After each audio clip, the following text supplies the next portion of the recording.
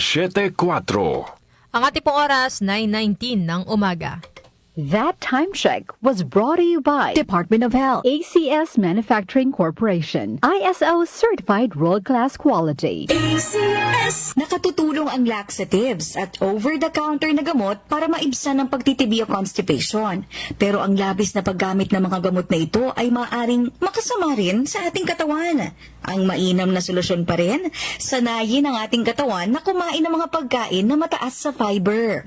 Nariyan ang dark green leafy vegetables, katulad ng kangkong, talbos ng kamote, malunggay, dahon ng sili at saluyot.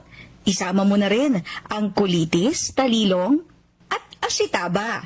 Pero kung hindi kayo sanay sa pagkain ng mga nabanggit na gulay, makatutulong ang pag-inom ng food supplements. Halimbawa, ang Ashitaba capsule na meron na ang produktong Adele.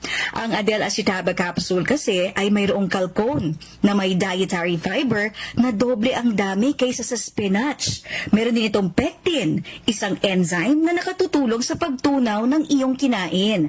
Kaya kung ikaw ay constipated, nahihirapang dumumi o scheduled ang pagdumi, uminom ng Adele Ashitaba capsule. 1 capsule in the morning ay makatutulong sa swabing bisita sa banyo.